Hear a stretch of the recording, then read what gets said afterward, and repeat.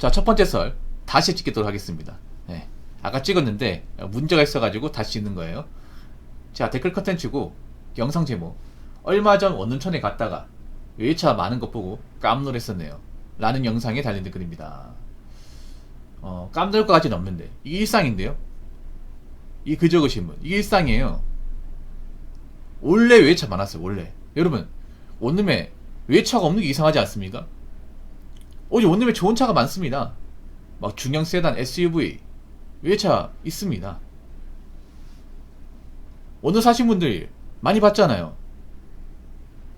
근데 좀 이해가 안 되는 게 뭐냐면, 원룸이 돈이 많은 사람이 사는 곳은 아니라는 거죠. 소득이 많은 사람들이 많이 거주하는 것은 아니라는 거죠. 소득이 그게 많지 않은 분들, 그런 분들이 많이 거주하는 것이 원룸입니다. 근데 좋은 차가 많아요. 그 말은 뭐다? 많은 카푸어들이 원룸에 많이 살고 있다는 얘기입니다. 생각보다 많은 카푸어들이 종류의 원룸에 여기저기 많이 흩어져 있습니다. 지금도 카푸어가 많다는 거예요. 물론 카푸어가 아닌 사람도 있겠지만 상당수는 카푸어일 겁니다. 아니, 생각해보세요. 돈이 많은데 그 빨간 벽돌 엘리베이터도 없고 시설이 낙후되어 있는 그런 원룸에 살겠습니까? 좋은 데 살겠지. 그렇지 않습니까? 여러분도 많이 봤을 거예요. 경사가 심한 그런 언덕 같은 데 이제 원룸이 있잖아요. 서울 같은 데 많이 있죠. 서울은 고바위가 많으니까. 그런데 보면 좀 차가 그 배경하고 안 맞아. 집은 좀 허름한데 차는 좋은 차야. 근데 보통처럼 원룸에 대져 있는 외차 보면 약간 어떤 스타일이냐면, 정말 엄청 좋은 차는 별로 없어요. 신차는 별로 없어요. 신차. 그러니까 외제차도 신규 모델이 있고 옛날 모델이 있잖아요. 대부분 아마 옛날 모델일 겁니다. 구형. 신형 모델이 별로 없어요. 왜냐? 신형은 진짜 비싸거든요. 외제차가 왜 구형 모델이 많냐? 구형은 감가가 심하게 들어가기 때문에 생각보다 그렇게 막 엄청 후덜덜하게 비싸진 않아요. 이게. 예를 들어서 이제 카풀이 좋아하는 E클래스 같은 경우에는 뭐 중고로 한 5년 지난 거 사면 3천만원대 구입이 가능해요. 물론 이것도 비쌉니다. 비싼데 요즘 국산차도 좀 많이 비싸다 보니까 그래도 독일산 사 맛보고 싶어가지고 무리해서 굴린 사람도 있단 말이에요. 그래서 연식이 한 5년 넘게 지난 외제차를 쉽게 볼 수 있어요. 요즘 신형 모델은 별로 없어요. 그러니까 여러분들이 차를 유심히 본다면 차에 관심이 있는 분들은 아실 거예요. 이게 신형 모델인지 구형 모델인지. 근데 사실 그런 원룸에 거주하는 분들한테 죄송한 얘기지만, 그런 구형 모델 모르는 것도 사실 낭비예요. 왜냐, 구형 모델도 이제 차값이 나오고 거기다가 이제 대출 받아 샀기 때문에 그분 돈이 없어요. 돈이 없기 때문에 분명히 할부로 샀을 겁니다. 올 할부로. 근데 외차는 가격도 가격이지만 유지비가 많이 되죠. 유지비가 기름을 많이 먹고, 달에 못해도 이제 원금, 할부금, 거기다 기름값까지 하면 100만원 그냥 나가죠. 한 120, 30만원 나갈 겁니다. 거기다가 월세까지 내버리면 뭐 공과금 내고 하면 남는 게 없어요. 여러분, 진짜 어지간히 많이 벌지 않는 이상은. 그럼 그분은 저축을 안 하겠죠. 거기다 문제가 뭐냐 하면, 그런 오래된 외제차들은 보증 수리 기간이 끝났기 때문에 차가 고장나거나 사고 나면 골로 갑니다. 그리고 외제차는 문제가 뭐냐, 독일차들이 문제가 뭐냐 하면, 보통 보증 수리 기간 지나서 이제 고장날 확률이 굉장히 높아요. 왜냐하면 그런 외제차를 이제 구입했던 분들이 운전을 험하게 하기 때문에 엔진을 좀 과부하게 쓰기 때문에 고장이 잘 나요. 보통 연식이 5년 지났으면 주행거리가 10만 넘었을 거 아닙니까? 그러면 여태까지는 안 났겠지만 앞으로 사고 날 가능성이 있다는 얘기죠. 고장 날 가능성이 있다는 얘기지. 근데 그 고장 나는 게 약간 고장 나는 게 아니라 뭐 엔진이나 이제 좀 중요한 부속품들의 고장이 심하기 때문에 그런 거 많이 고치게 되면 못해도 500 이상은 깨진다. 더 깨질 수도 있고, 거기 사고까지 나버리면 더 많이 깨지고. 예. 시한폭탄 얘기가 괜히 나오는 게 아니죠. 그런 시한폭탄을 이제 그 원룸 투자장이 많이 가지고 있는 거죠. 어떻게 보면. 길이 몰았다가 뭐 차가 엎어지거나 고장나면 그 수리비 감당을 못 하시는 분들 많이 있다는 얘기죠. 그럼에도 불구하고 그분들은 왜 그 외제차를 모냐? 그분들은 나중이 없어요. 오늘만 사는 분들이에요. 일반 사람의 뇌구조가 다릅니다. 오늘 행복하기 위해서, 오늘 외차 모는 나를 상상하기 위해서. 내일이 어딨어?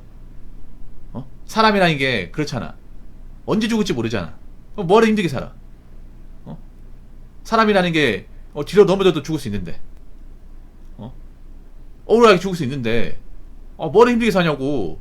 돈 많이 가지고 뭐하냐고. 당장 갑자기 급성 병 걸려서 죽을 수도 있는 건데.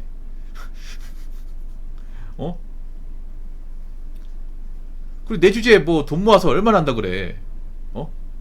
내 주제에 내 버는 거 뻔한데. 뭐하러 아둥바둥 사냐?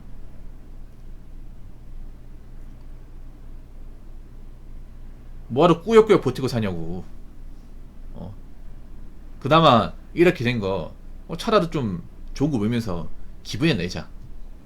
드라이브도 좀 하면서. 이래야 좀 사람 사는 거 아니겠어? 이런 마인드예요. 보통 사람들 생각하기 좀 이해가 안 되죠. 근데 문제는 좀 위태위태하지. 물론 뭐 모든 외차를 모르는 사람이 다 문제 있다, 이건 절대 아닙니다. 아니에요. 오해하지 마세요. 능력이 되면 외차 몰아도 됩니다.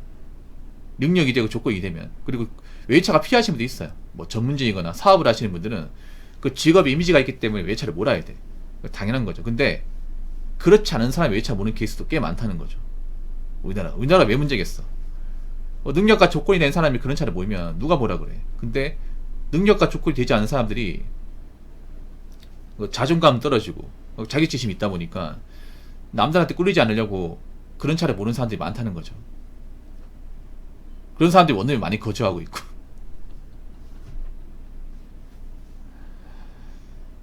아무튼 그분들이 아마 좀 점점 버티기 힘들 겁니다. 왜냐하면 그분들이 좀 재정 상태가 별로 안 좋거든. 아마 저축을 못하고 있을 겁니다. 물가가 조금이라도 올라가면 그분들 버티기 힘들 거예요.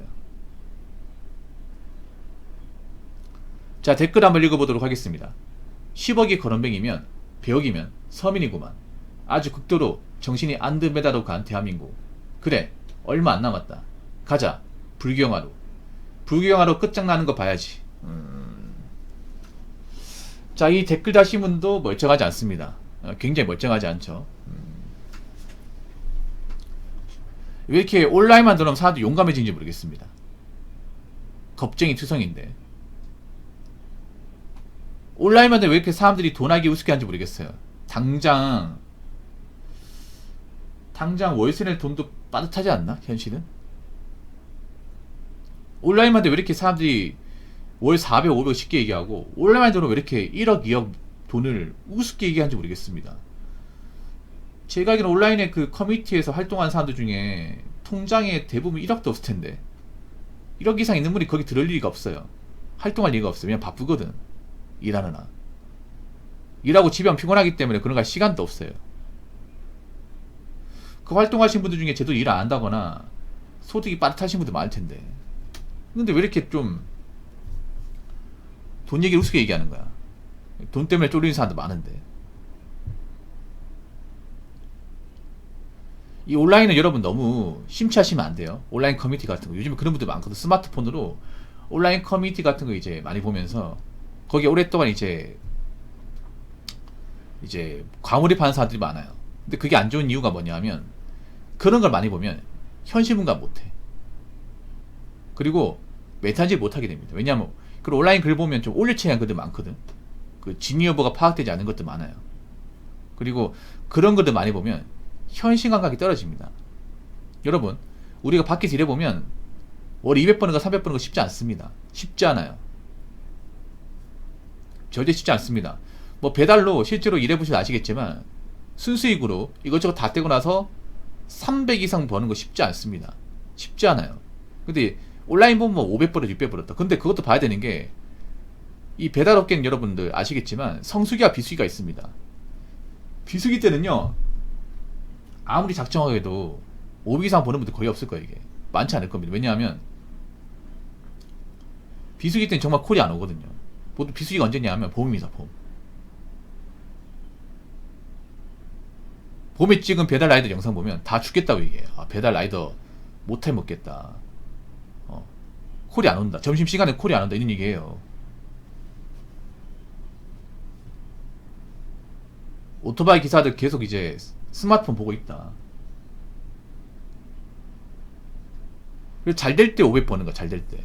그런 것도 근데 보면 사람들이 500 번다고 매달 500 찍겠는데 생각하겠지만 배달 라이더 일종의 개인 사업자입니다. 엄밀히 따지면. 자기가 일한 만큼 돈을 버는 거잖아요. 근무 시간만큼 돈을 버는 게 아니라. 그리고 어딘가 소속된 게 아니기 때문에 잘 될 때는 많이 벌지만 콜이 안 들어올 때는 많이 못 벌잖아요, 이게. 근데 온라인 글만 보면 배달 500 버는 거 쉽네 이렇게 얘기합니다.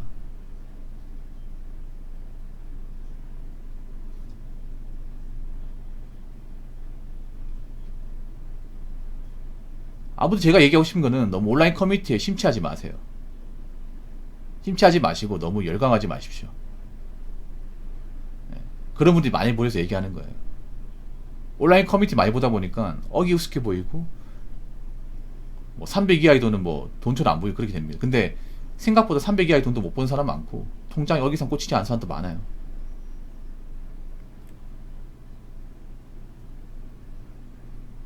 그리고 남들이 뭘 하기 전에 우리부터 똑바로 살아야 돼. 요즘 사람들이 좀 3점포 빠진 것 같아서 좀 안타깝습니다. 많이 안타까워요. 예. 아무튼 온라인 커뮤니티는 제가 아예 보지 뭐라고 말씀 못 드리고 그냥 재미로 보시고 거기에 있는 글을 무조건 진짜로 판단하지 마시고 여러분 각자 열심히 하시고 그렇게 사시기 바라겠습니다. 자, 이상으로 첫 번째 썰 마치도록 하겠습니다.